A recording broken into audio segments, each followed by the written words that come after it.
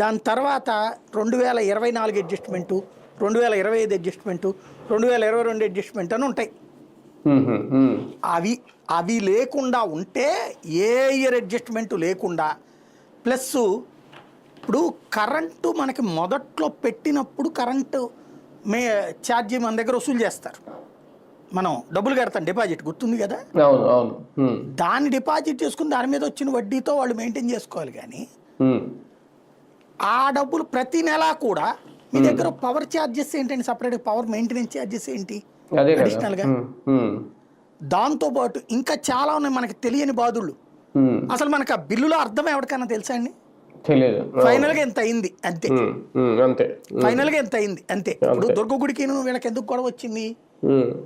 దుర్గగుడోడు current produce చేసి ఇస్తున్నాడు, electricity department తీసుకుంటోంది.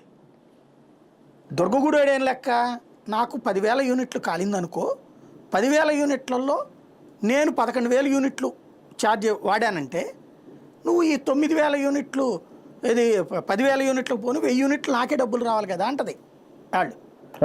వీళ్ళేం లెక్కేస్తున్నారు, మామూలుగా అయితే కనుక 10,000 యూనిట్లకి ముందు అమౌంట్ ఎంత తర్వాత అమౌంట్ ఎంత ఉంటుంది కదా టారిఫ్. ఆ లెక్కని చేసుకుంటే ఇంత రావాలి నీకు యాజ్ ఫర్ నామ్స్. సోలార్ పవర్కి 2.5 రూపాయలు